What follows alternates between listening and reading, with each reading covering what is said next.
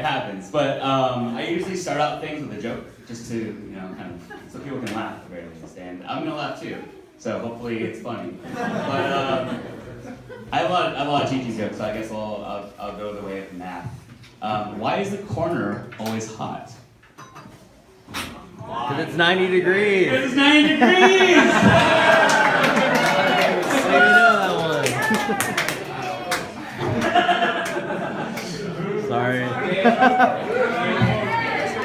Burn the witch. All right, first one.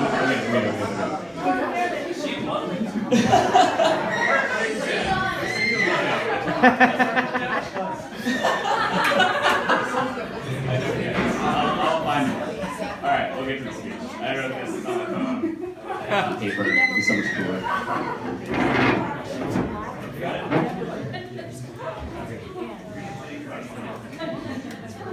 All right.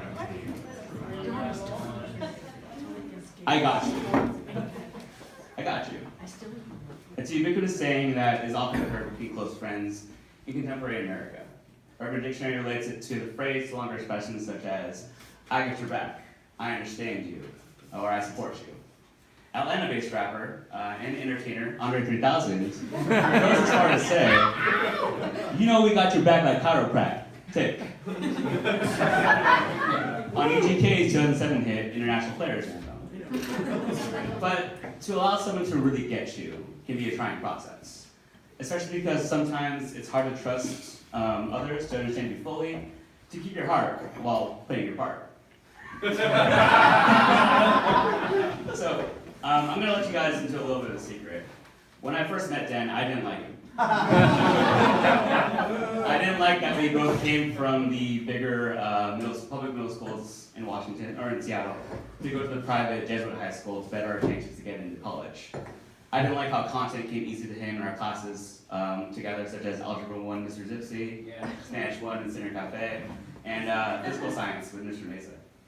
I also didn't like that. I inevitably had to see him at football every day, where we really didn't know what we were doing. And then finally, I didn't like that during that first week of school, and this is what we talked about, he was already doing better than me with the female members of the class, especially the tall, attractive redhead named Brittany Beamer. It's cool. I won in the end. I went to prom with her. It was great.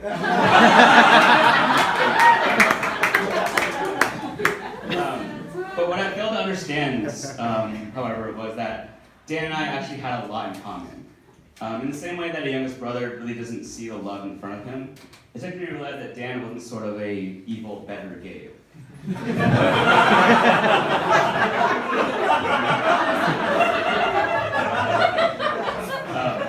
But despite of that, Dan has always been a constant source of love and friendship. Someone that I knew that got me when I needed him. So over the last 13 years, Dan and I would do an assortment, a bevy, or cornucopia of activities together. Dan's house is always a central location where we could play video games, basketball, sometimes violent, board games, and also playground games that may or may not have included fireworks. And so other places such as Capitol Hill, Vancouver, Bellingham, that one time Chicago, gave us various eateries and drinking fountains, residential or business. But honestly, one of my favorite activities is we go to houses and we go to, I don't know. But honestly, one of my favorite activities is honestly just sitting down with Dan, getting a coffee or some sort of a drink, and just talking to him. And it was always really enhanced if Don and David were there. And so while we did see each other during high school a lot, and also during vacation, there was always this really one weird constant. And that was that Dan always seemed to have a girlfriend. It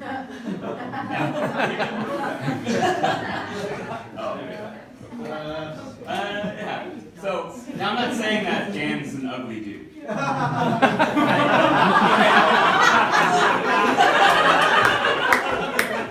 would actually say that Dan's more dapper than dastardly. And I'm not saying that he's not charming. I see a lot of people in this room that seem to enjoy his company. And so he's got that going for him. It's just a trait about Dan that we accepted, and whenever he needed us, we got him. So in 2009, we both studied abroad. While I came back with a better grasp of the Spanish language, Dan, of course, came back with a girlfriend. So that summer, when I talked to Dan about Elizabeth early on in the relationship, there was always like a nervous excitement about it, and in the stories and descriptions. And when Elizabeth came to Seattle to actually come visit us, it was a very seamless transition. She fit in immediately. And honestly, based on Dan's previous relationships, it's very underrated. So, in preparation for this, I recently interviewed Dan for the speech. And the response he gave me enlightened me a little bit about the nature of his and Elizabeth's relationship. They met in Siena, as you know, Italy, while Elizabeth was working as the program coordinator. Director or coordinator? While Dan was studying abroad. Afterwards, they did the long distance thing for a little bit in Italy, and they both found themselves in Minnesota and started dating for real. I then asked Dan when he knew that she was the one. Dan quickly responded immediately. Quote here, and I'm going to try to do my best Dan impression here. So, although it might seem like hokey or cliche, I knew right then and there. It was crazy. I was entranced from the very beginning, and I don't know, I don't think that there's one single person that you're meant to be with, but I knew from the very beginning that this person was going to be important in my life. So I love that quote, not mostly because it gives me all the feels, but really because it demonstrates just how random and circumstantial love can be. I'm sure that all the couples in here can attest to that. I lost my space. Being in a relationship, it requires a spark. A spark that is shared between both people and is reinforced between the good times and the bad. Dan describes the spark as something that's a rare quality in Elizabeth. She has the ability to become instant best friends with anyone. So we're always open to adventures and releases any sort of anxiety when you're around her.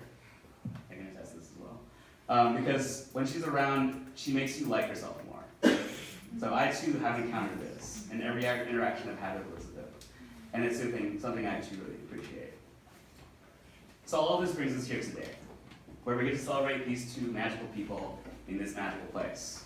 And I know I'm speaking for the choir when I say I wish the best for the two of you as you take this next step in their relationship. So I'd like to close out with one more quote. This is from the song Family Business off the 2004 album College Dropout by rapper, singer, rapper, actor, Kanye West.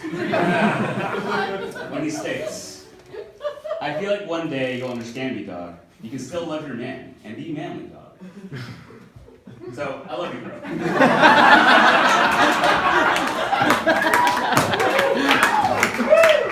and that's for life. No matter what, at the end of the day, I know that whenever you need me, I got you. Whenever I need you, you got me. But from now on, through all your adventures, through all the good times and bad, she's got you, and you got her. Aww.